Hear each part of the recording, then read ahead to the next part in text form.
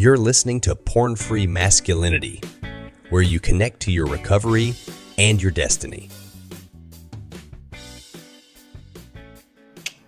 Hey guys, welcome back to The Mirror with Chris and Rob. We are excited to have another conversation with you. And Rob, I love your hat. What does that say?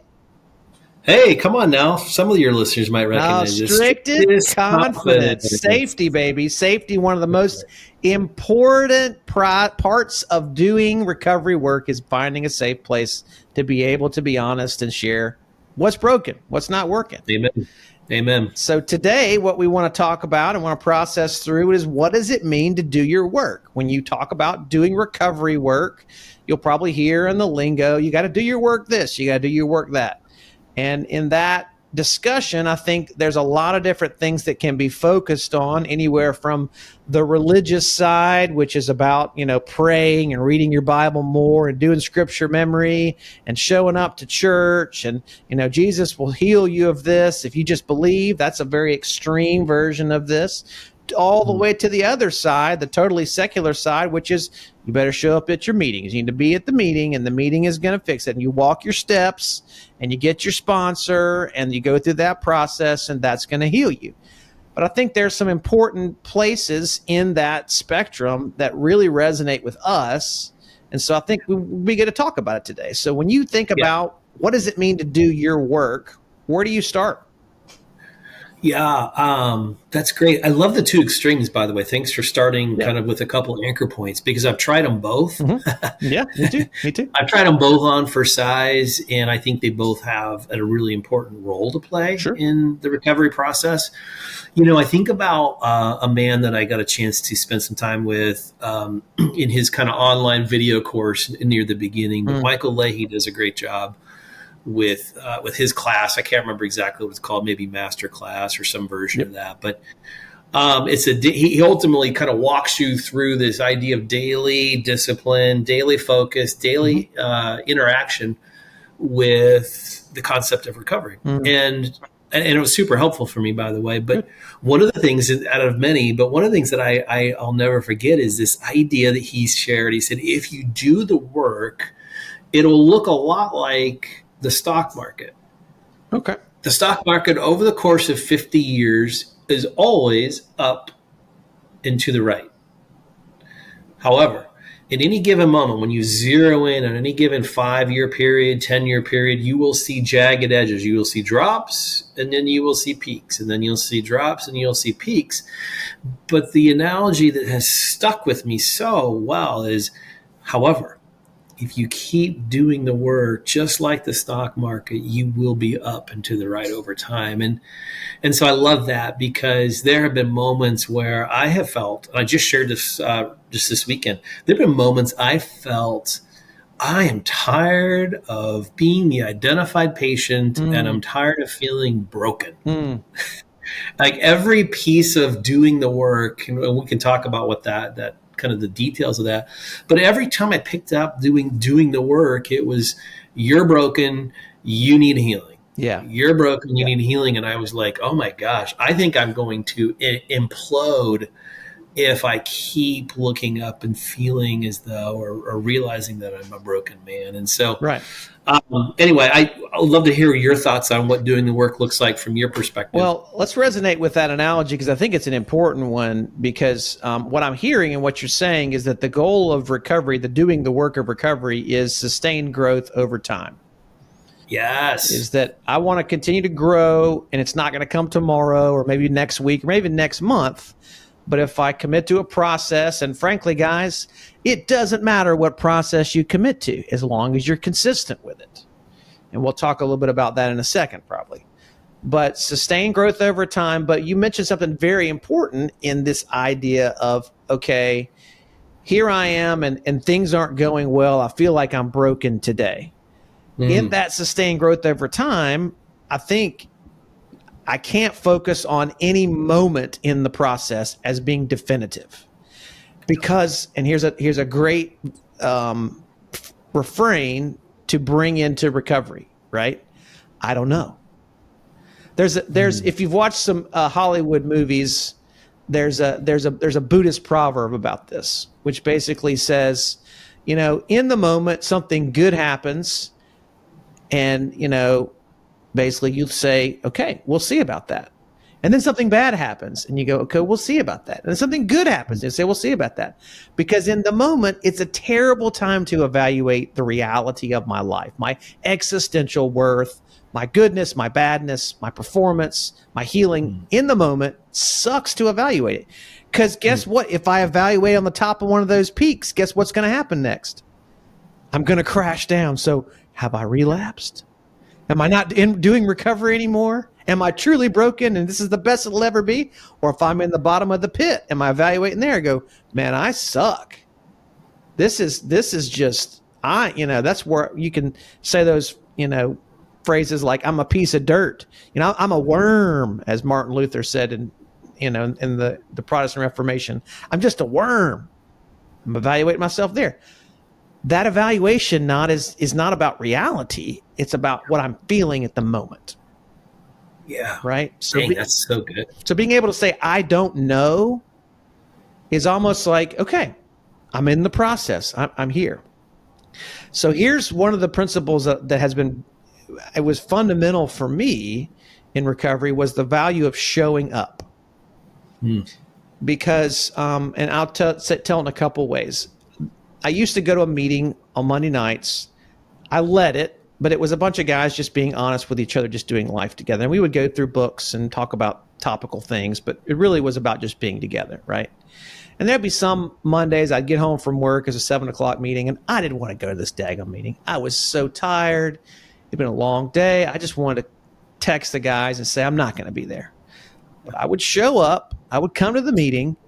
And every single time I showed up, I was grateful that I went. I don't remember a time when I would get myself out of the house, and the meeting was 5 minutes away, so it wasn't a big sacrifice, and go down to this, it was actually a package store where we would hang out in the back and smoke cigars and drink alcohol. So I should have just showed up for that reason. I mean, that should be enough alone to get me out of the house, right? But, here I am, little Eeyore. Oh, it's going to be a bad meeting. I don't feel good. But I showed up. And I always left feeling connected, feeling in my own skin. And the other example was when I finally committed to going to weekly recovery meetings. I was very resistant to that for a while. And in part of the weekly recovery process, and the process that we go to, we have somebody that's called a Silas. Sponsor is a very similar idea, but is calling that person that you're checking in with every day. And man, did I resist that. Oh my gosh. I resisted making those phone calls. I did not want to, I didn't need that. I just needed more information. But what I had to do is surrender to showing up to the phone call.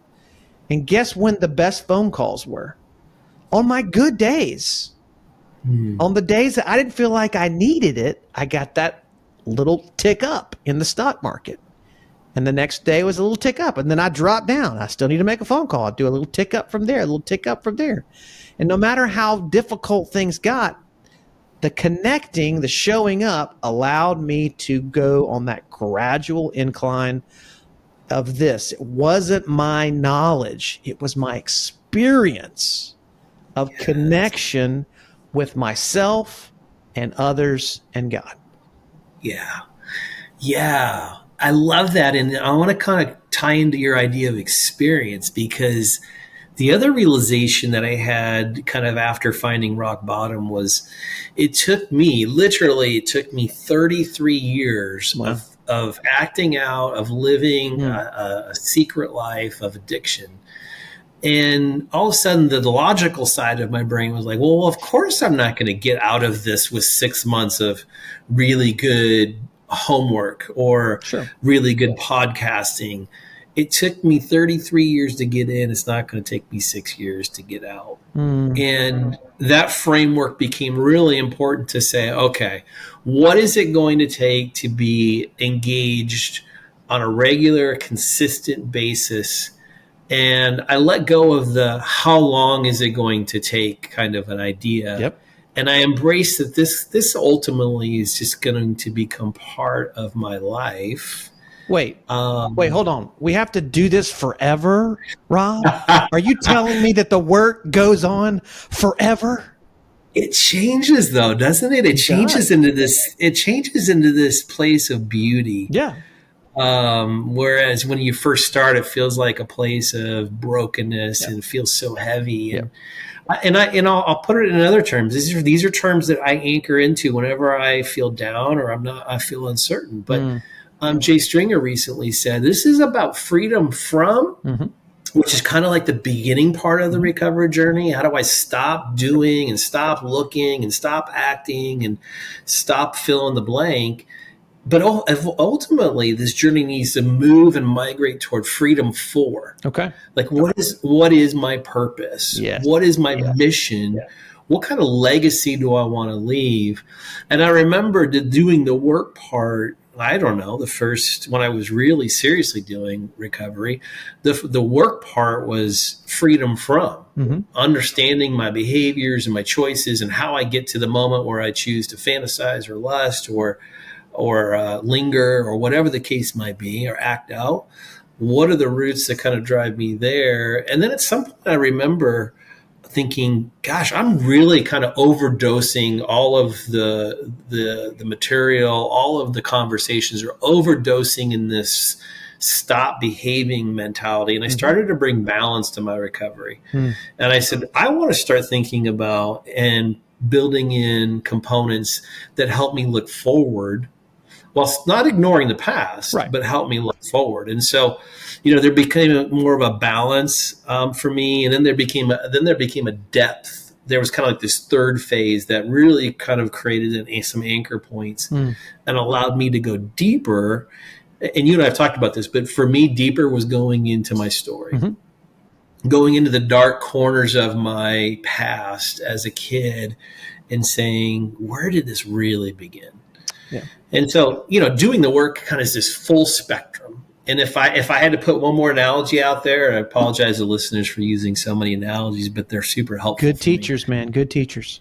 It's ultimately like, what kind of carpenter do I want to be? Do I want to be a carpenter that just has a hammer in his tool belt or his toolbox? Do I want to just have a hammer and a screwdriver? Do I just want to have a hammer, a screwdriver, and a tape measure? Or do I want to have all of the tools necessary to walk onto a job site and take on the toughest challenge of my life? And for me, doing the work was looking for the next tool that can aid in that part of my recovery, that would add value, that would deepen my understanding of who I am, why I choose, and who I'm becoming. And ultimately, I can look up 3.5 years later and say, I got a lot of tools in the tool bag to go use. Yes. When life gets rough. Well, the power of compounding is real. And just like you're saying, if I can learn to use one tool this month and another tool 3 months from now, and the end of the year, I got several more tools. And after 3.5 years or 5 years or 10 years, and I was kind of joking when I said, recovery doesn't end, because the reality is I would equate these two words: recovery equals life. This is my learning how to live in a way that's sustainable and compassionate. And if there's one more piece that I would add to our conversation, Rob, it's this, is that so many guys live in such a place of shame, and I've lived in that place of shame, and I was consumed with my behaviors. I wanted the freedom from. I wanted to stop it. If you don't know, if you've not watched the classic Mad TV sketch by Bob Newhart called Stop It, Google that right after this podcast is over and watch what behavior management alone does. Because that's a great picture for stop it. If that's all you're interested in doing, you're going to still feel the same as you did before. But what I've had to surrender to, as including the behaviors and the showing up, is also that it's not trying harder. It's not working more that's going to bring change. It's actually showing myself kindness. And kindness not only in my emotional world, but also in my physical world. A lot of the reason why I turned to porn and sex to cope with my life is because physically I was stressed out. I was anxious. And it was a pacifier. It was an escape method for me to not feel that pain and stress and loneliness. And so as I've embodied, and I mean physically, like one of the things I do when I go to a meeting is I go around and give every guy that's there a hug, even the new guys, and it kind of freaks them out. It's great. They're like, hey, I just met you. It's like, I don't care. I'm here for kindness. I need that hug. My body needs that hug. You know, connecting with good friends like you and other guys that we can spend time together and love on one another so that we have that experience now that maybe we didn't have when we were younger. And I believe that learning how to show myself kindness and receiving kindness from others can really allow me to believe that this statement is true. I am loved. Yeah. I didn't feel that for Yeah. the decades I was in active addiction. I know we're getting ready to wrap up, but I was recently asked this question, like last week asked this question.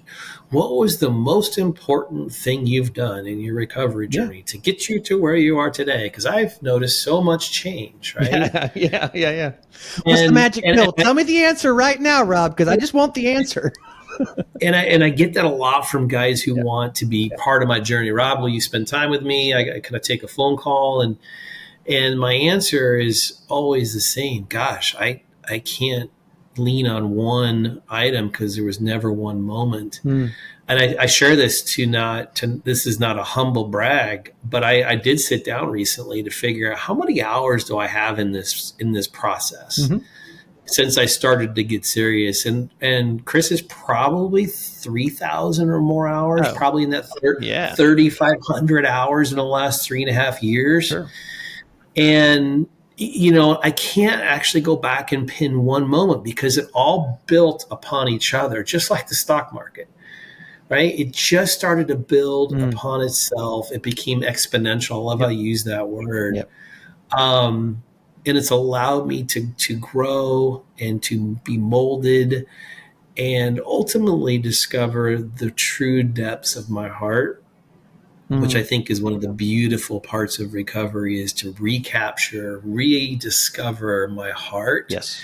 And then allow that to expand and grow in all types of relationships. And so, you know, you started with the question, doing the work. You can't get there if you think that there's a destination or you're only going to put in effort when things are really bad at home. Right. It takes all of that in between work and that commitment to staying consistent, like you said, over time. That has been the real payoff for me.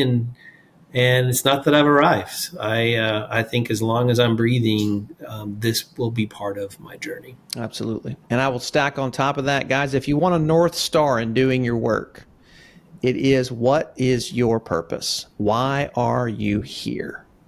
And guess who's the only person that can motivate you to do that work? It's you. It's me. No one's coming to save me. Rob, no one's coming to save you, brother. I'm sorry to tell you. There's no rescuers. There's no ambulance coming to heal you and fix everything in your life.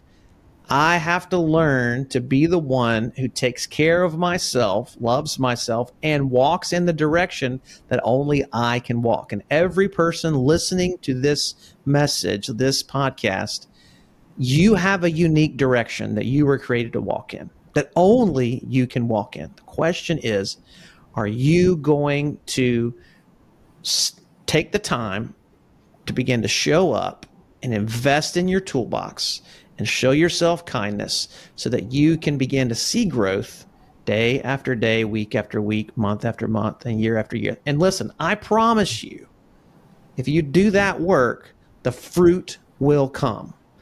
It's not going to come tomorrow. It may not come 6 months from now, but it will come. So, you know, Rob, I guess the encouragement is, as I say to a bunch of guys, keep walking. Yeah. And that's kind of the refrain for this podcast, is keep walking. Yeah. I'm so grateful to walk with you and the many other guys who are going to hear this and be encouraged to do their work today and for many days to come. So, brother. I love it. Thanks, Chris. Great to be with you. Thanks, Rob. It is good. And keep walking, guys. Y'all take care. Don't forget to subscribe for more episodes. You can connect with Chris at pornfreemasculinity.com.